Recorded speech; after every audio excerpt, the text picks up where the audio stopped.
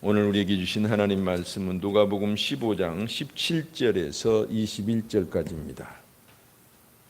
신약성경 122쪽 누가복음 15장 17절에서 21절까지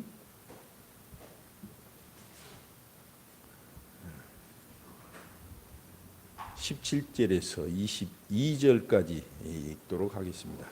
이에 스스로 돌이켜 이르되 내 아버지에게는 양식이 풍족한 품꾼이 얼마나 많은가. 나는 여기서 줄여 죽는구나. 내가 일어나 아버지께 가서 이르기를 아버지 내가 하늘과 아버지께 죄를 지었사오니 지금부터는 아버지의 아들이라 일컬음을 감당하지 못하겠나이다. 나를 품꾼의 하나로 보소서 하리라 하고 이에 일어나서 아버지께로 돌아가니라. 아직도 거리가 먼데 아버지가 그를 보고 치근히 여겨 달려가 목을 안고 입을 맞추니 아들이 이르되 아버지 내가 하늘과 아버지께 죄를 지어 싸우니 지금부터는 아버지의 아들이라 일컬음을 감당하지 못하겠나이다 하나 아버지는 종들에게 이르되 제일 좋은 옷을 내어다가 입히고 손에 가락지를 끼우고 발에 신을 신기라. 아멘.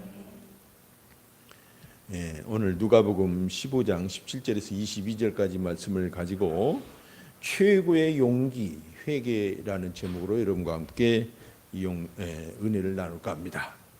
우리가 잘못된 길을 가다가 돌아올 수는 있습니다. 쉽게 돌아올 수 있습니다. 그러나 우리의 행동이 잘못되었을 때 돌이키기란 참 어렵습니다. 왜 그렇게 어려운지 우리가 잘 아는 광주 민주화 사태 배우 명령자였던 전두환 씨가 이제 죽었습니다. 근데 그의 손자 전우원 씨가 광주에 가서 광주 사람들 피해자들 앞에서 무릎을 꿇고 이제 사죄를 하는 장면이 뉴스에 나왔었습니다.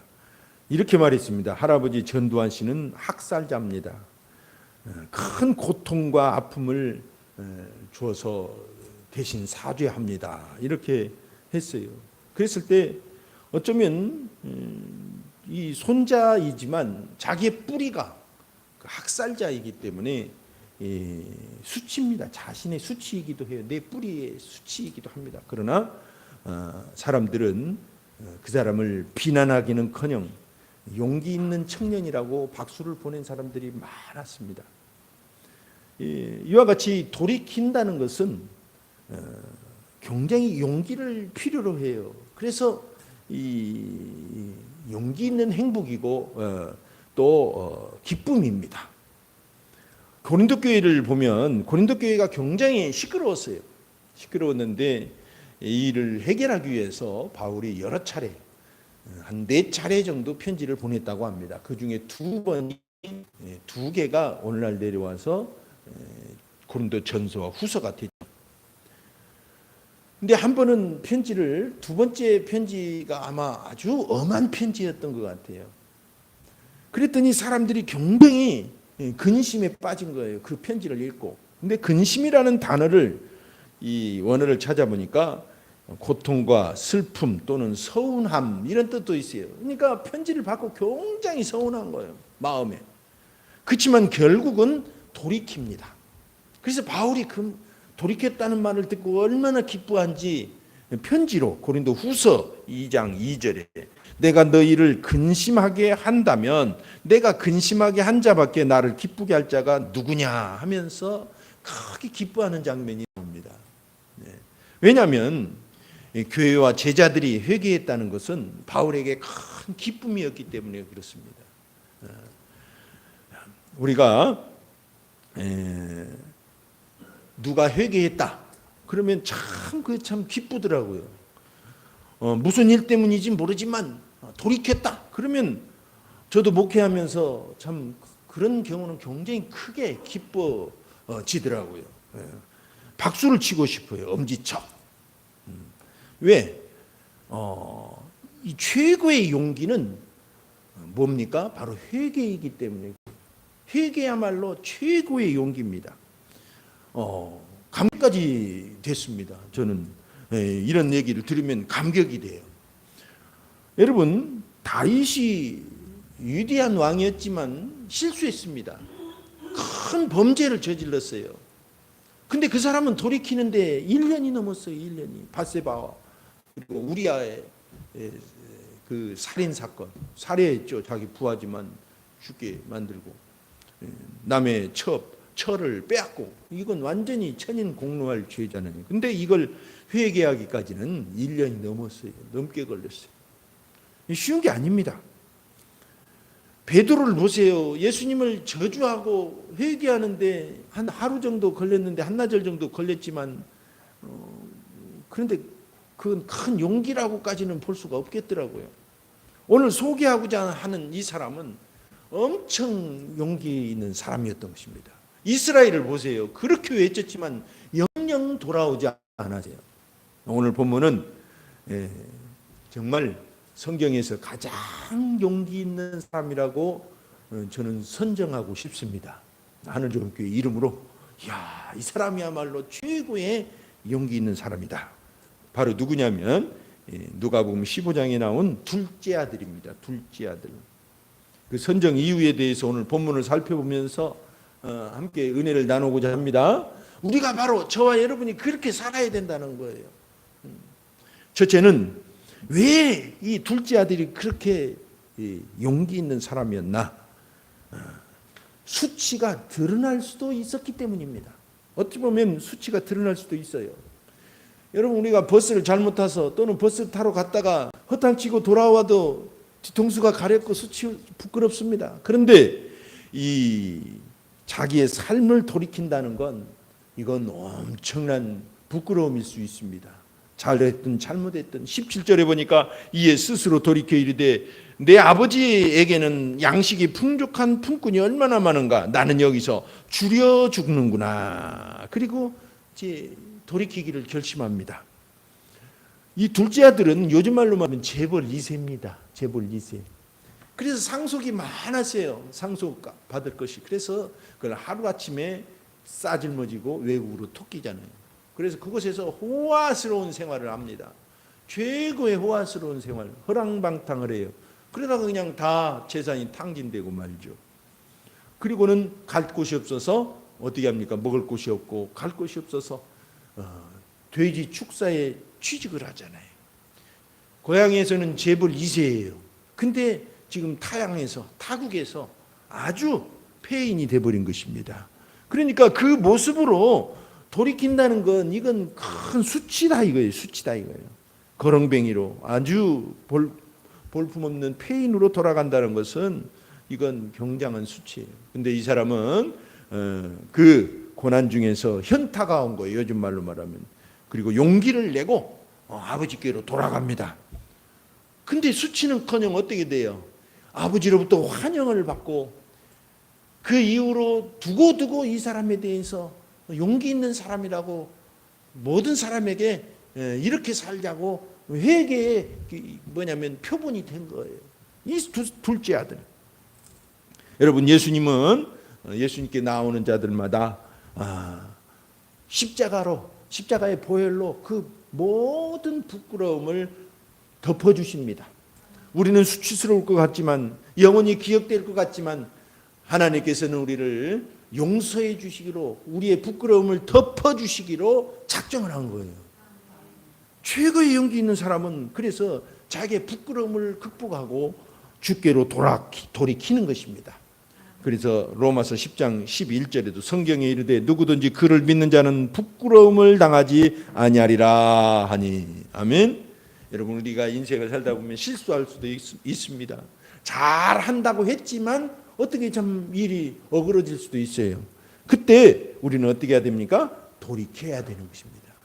돌이키지 않으면 안 되는 거예요. 돌이킨다는 건 바보와 같고 부끄러운 것 같지만 아닙니다. 하나님 보실 때도 우리가 볼 때도 최고의 용기다 이거예요.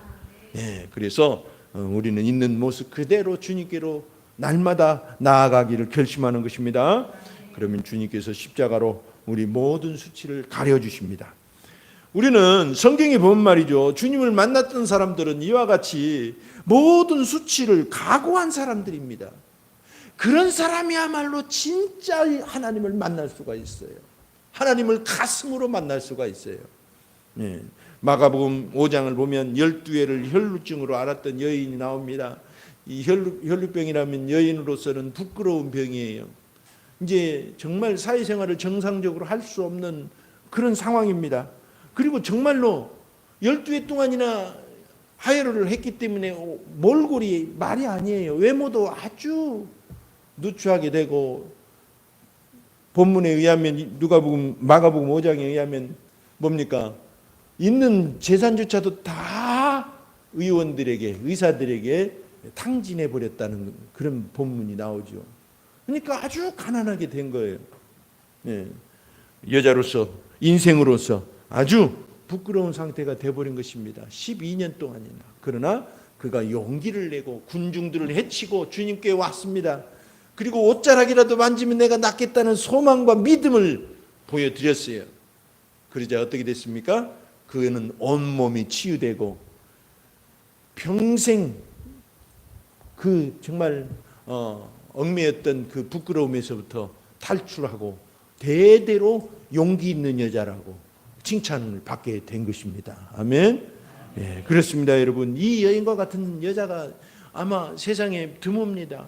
군중들을 해치고 오직 예수님을 만나겠다는 예수님께 집중하고 쫓아온 목적을 가지고 자기의 삶을 해결하고 싶은 그 간절한 소망을 가지고 다가온 이 여인, 우리는 용기 있는 여인이라고 말하는 것입니다.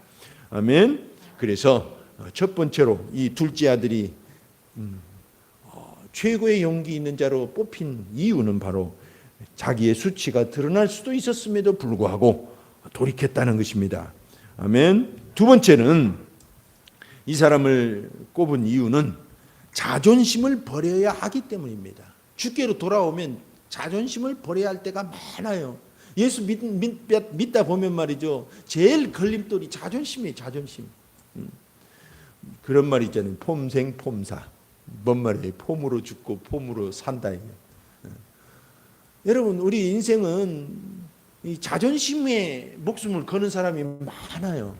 자존심이 무너지면 정말 힘들잖아요. 자존심을 누가 건들면 목숨을 걸고 지키려고 하잖아요. 예, 북한이 주체 사상으로, 공산주의는 무너진 지 오래됐습니다. 예, 지금은 주체 사상으로 똘똘 뭉쳐가지고 자기의 체제와 사상을 버리지 않는 이유가 뭡니까? 그게 유일한 그들의 자존심이기 때문에 그래요.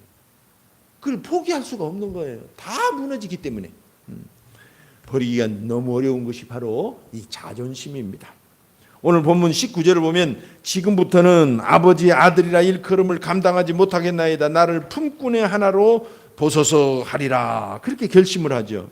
가산을 탕진했습니다. 불효했습니다. 허랑방탕했습니다. 재벌 2세가 폭망해가지고 폐인이 되었다네. 그런 소문이라도 나보세요. 지금 벌써 다 그런 소문이 났을 텐데 그런 모습으로 돌아간다는 건 자존심이 허락하지 않는 것입니다. 그럼 어떻게 그런 상태로 돌아갑니까? 그렇지만 이 둘째 아들은 자존심을 버립니다. 그리고 자기를 부인하고 내가 아들로 차마 내가 친자로 인정해달라고 다시 말하기는 부끄럽다. 그러니까 종으로라도 취직해야 되겠다 하고 돌아갑니다. 그것도 자존심 상할 일이잖아요. 신분을 포기하고. 그래서 이 둘째가 정말 용기 있는 사람이라고 우리는 말하는 것입니다. 선정한 두 번째 이유가 바로 이 자존심을 버려야 하기 때문에 그래요. 여러분, 이 자기를 이기는 자가 최고의 용사입니다. 오늘 이 본문에 맞는 잠언 말씀이 있습니다. 잠언 16장 32절 보니까 노하기를 더디하는 자는 용사보다 낫고 자기의 마음을 다스리는 자는 성을 빼앗는 자보다 나으니라. 아멘. 우리 교회가 복음이 주는 세 가지 능력은 뭐라고 그랬어요? 자기를 이기고 환경을 이기고 흑암을 이긴다고 그랬어요. 여러분, 자기를 이기는 것만큼 크게 이기는 자가 없어요. 성을 빼앗는 것보다 낫습니다. 그런데 자존심을 내려놓고 자기를 이기는 사람은 최고의 승리자라고 하는 이유가 바로 그건 것입니다. 여러분, 우리 복음은 자기를 이기고 환경을 이기고 흑암을 이기게 합니다. 우리는 항상 자기를 이기도록 힘을 써야 되는 거예요. 신경을 쓰고 믿음을 발휘해야 되는 것입니다. 십자가의 속성이 바로 그겁니다. 십자가는 본질이 뭡니까? 자기 부인이에요. 자기를 부인하는 것입니다. 마가복음 8장 34절에 무리와 제자들을 불러 이르시되 누구든지 나를 따라오려거든 자기를 부인하고 자기 십자가를 지고 나를 따를 것이니라. 아멘. 그래서 자기를 부인하고 자존심을 내려놓으면 십자가를 깨닫게 됩니다. 그리고 십자가 앞에 나오면 자기를 내려놓기가 쉬워져요.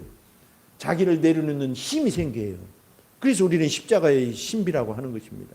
그렇게 이기기 힘든 것을 십자가를 바라보면 이기게 되는 것입니다. 성질을 이기고 자기 생각을 이기고 감정을 이기고 자존심을 이길 수 있는 것입니다. 아멘. 최고의 용기 있는 사람이 되는 것입니다. 여러분, 명성이 있는 사람일수록 자존심을 내려놓기가 힘듭니다. 니고데모를 보세요. 그 당대의 젊은 사람으로서 관원이었다 그랬습니다. 사내들인의 관원이었다면 최고, 요즘 말로 국무위원이요, 국무위원. 거기다가 재산도 많았죠. 명성이 자자했어요. 예수님을 찾아와서 마음의 갈급함을 호소하는 장면도 보면 정말 양심껏 살려고 했던 사람이에요. 근데 자존심을 내려놓기 힘들어서, 그때 당시 예수님은 존경도 받았지만 기득권층으로부터는 반대도 받았거든요. 그래서 기득권층들에게 눈에 안 띄도록 언제 와요? 밤에 찾아와요. 그만큼 자존심을 내려놓기 힘든 것이 명성이거든요. 근데 또 한 사람이 있습니다. 명성이 자자했던 여리고의 부자 삭개오였습니다. 이 사람도 명성이 자자했어요. 악명도 높았지만 명성이 자자했습니다. 악명으로. 그래서 또 자존심을 내려놓기 힘든 그런 상황이 된 것이죠. 그런데 예수님에 대해서 소문을 듣고 어떻게 합니까? 주님을 찾아뵙고 인생을 바꾸기로 결심합니다. 구경이라도 해봐야 되겠다 이거예요. 그분이 어떤 위대한 분인지. 돈도 있고 권력도 좀 있었습니다. 근데 매국노였기 때문에 남들 눈에 안 띄도록 항상 그렇게 살았어요. 조심하면서. 그런데다 키도 작았어요.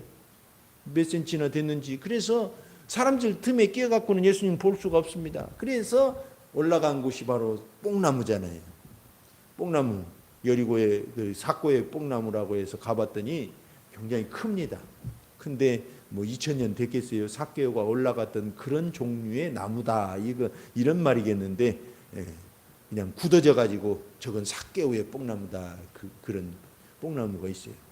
거기 올라가서 여러분 여리고의 세무서장인데 명성이 있는 사람인데 돈도 많은데 욕도 많이 먹는 사람인데 예수님 보겠다고 키 작은 사람이 뽕나무로 올라간 한번 그 모습을 상상해 보세요. 동네 사람들로부터 부끄러움 당하는 건 이건 분명한 일입니다. 손가락질 당하고 자존심 상할 일입니다. 그러나 그는 예수님을 만나기 위해서 보기 위해서 구경이라도 하기 위해서 그 모든 자존심을 내려놓고 뽕나무로 올라간 것입니다.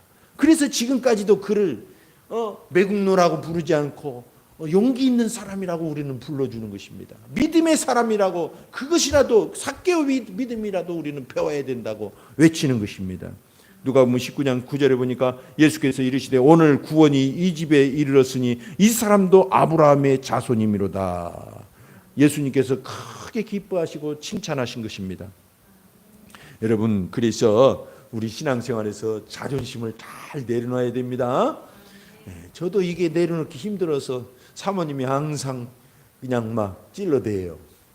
옆구리 찔러 절 받는 식으로 내려놓기도 하고 그렇습니다. 왜 십자가 바라보지 않고 자기가 주인이 돼가지고 그렇게 고개가 뻣뻣하냐고 저보고 그래요. 그러니까 여러분, 그만큼 힘든 것이 자존심을 내려놓는 일이에요. 하지만 자존심을 내려놓는다는 건 굉장한 용기고 하나님께서 칭찬하시는 일임을 우리는 꼭 기억해야 됩니다.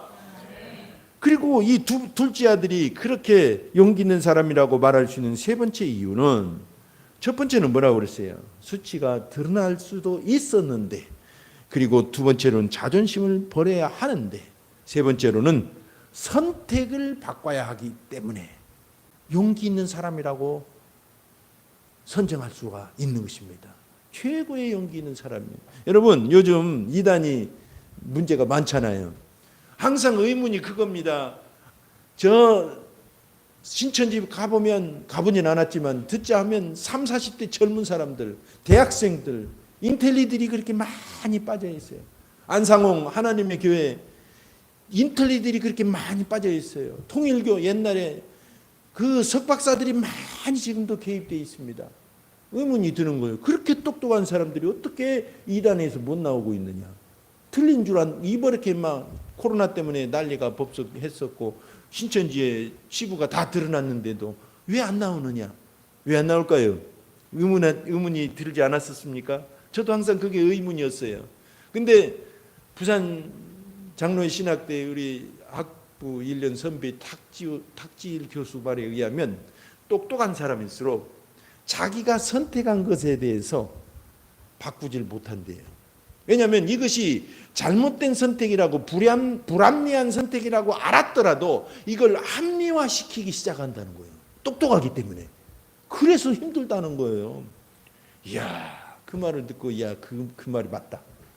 그래서 똑똑할수록 합리화시키기 때문에 자기 선택을 바꾸기가 그렇게 힘든 것입니다. 여러분, 그래서 우리는 세상 사람들 똑똑한 분들 중에 잘못 가는 분들이 많이 있는 걸 봅니다. 선택을 잘못한 거예요. 그러나 자기가 선택했기 때문에 돌이키지 못하는 거예요. 그것이 옳다고 합리화를 시키고 믿기 때문에. 근데 오늘 본문에 보니까 이 둘째 아들은 자기의 선택을 돌이킵니다. 이게 쉬운 거 아니거든요. 이에 일어나서 아버지께로 돌아가니라. 그 발걸음이 막 행복하고 즐겁고 그랬겠습니까? 아주 무거운 발걸음이었을 거예요. 그러나 그는 돌이켰다는 것입니다. 그게 최고의 용기라는 것입니다. 예. 그랬더니 아버지가 동구밭에 저 뭔가 좀 누더기를 입고 오는데 틀림없이 자기 아들인 거예요. 막 맨발로 뛰어가잖아요. 그래서 최고의 잔치를 벌이도록 아들로 회복시켜주고 그렇게 하는 장면을 우리는 누가복음에서 볼 수가 있는 것입니다. 여러분, 자기의 선택을 바꿔야 할 때가 가장 힘듭니다. 내 선택을 바꿔야 된다. 그렇지만 이것이 가장 큰 용기 있는 일이고 하나님 앞에서는 이것이 최고의 상급이 될 수도 있다는 것입니다. 그래서 우리는 이 선택에 대해서 항상 정말 돌이킬 줄 아는 용기를 항상 기억해야 돼요. 그래서 선택은 어렵지만 십자가 앞에 나와서 우리의 선택을 바꿔 보는 것입니다. 그래서 주일날 날마다 우리가 삶을 바꾸잖아요. 와서 내가 잘못했던 것이 점검이 되면 다시 새롭게 하고 새롭게 하고. 십자가는 이와 같이 우리의 선택을 돌이키는 힘을 주는 것입니다. 놀라운 힘을 줘요. 선택을 잘하는 사람이, 선택을 잘 바꿀 줄 아는 사람이, 자기가 잘못됐다는 걸 알면 하나님께로 잘 돌이켜 선택할 수 있는 사람이 잘 믿는 사람이에요. 그 사람이 진짜 용기 있는 사람입니다. 여러분, 우리가 자존심이 세고 정말 자기 선택에 대해서 돌이킬 줄 몰랐던 한 사람이 성경에 나오죠. 바로 아람 군대장관 나아만입니다. 멀리서 자기 문둥병을 고쳐보겠다고 엘리사를 찾아왔지만 엘리사가 코빼기도 안 보이고 하는 말이 가서 요단강에 7번 몸을 담그라는 것입니다. 자존심이 확 상했어요. 기분이 확 상했어요. 그리고는 말 타고 다시 돌아가자고. 아마 속으로는 그랬을 거예요. 이 나라를 쑥대밭을 만들어버려야 되겠다. 성질이 나가지고. 그래가지고 돌이켜 갑니다. 그 먼 길을 왔는데 코빼기도 안 보이더니 사환 하나 보내갖고 그런 말을 하니까 기분이 상했겠죠.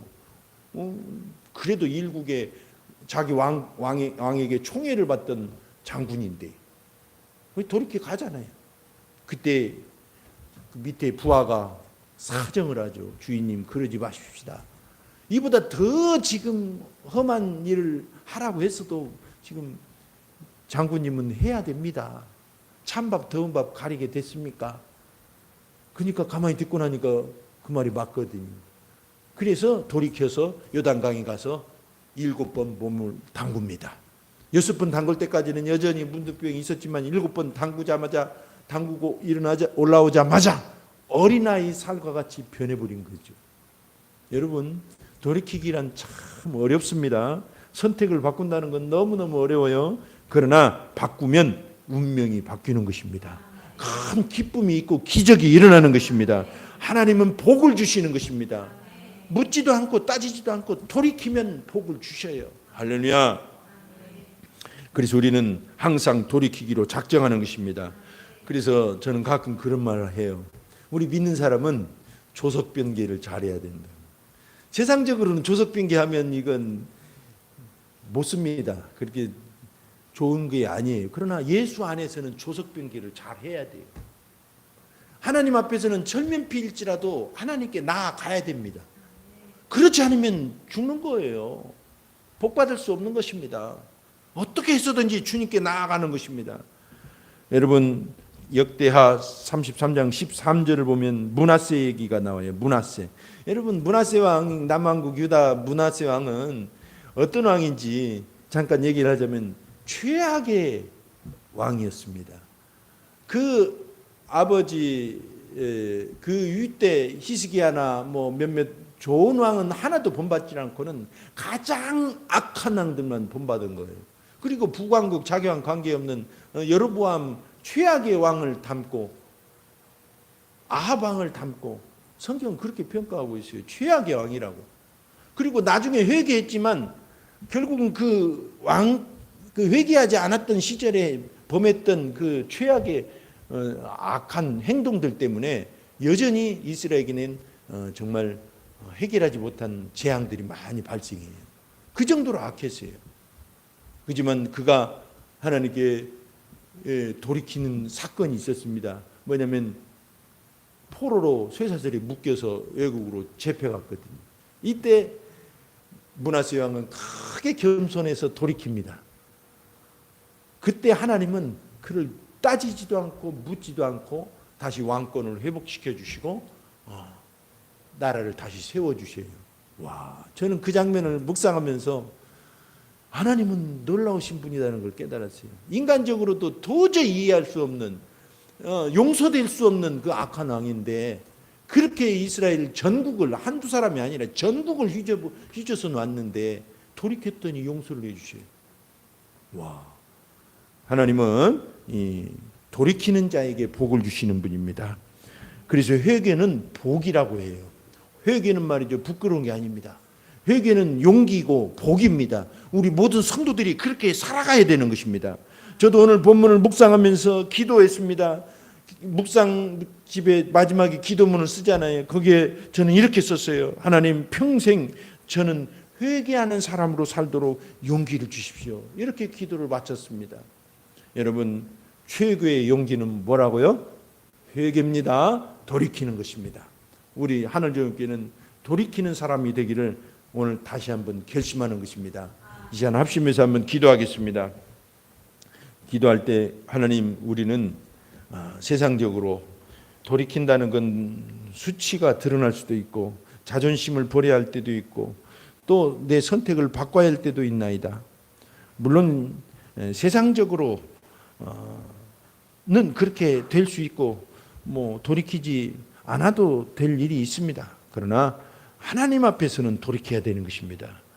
하나님 앞에서는 그 누구도 다 돌이켜야 되는 것입니다. 하지만 하나님 앞에 갈 때도 돌이킬 때도 이와 같이 수치와 자존심 또 선택의 문제가 생길 수도 있습니다. 하지만 우리는 오늘 이 둘째 아들처럼 우리는 항상 돌이키기로 결심합니다. 최고의 용기가 회개이기 때문입니다.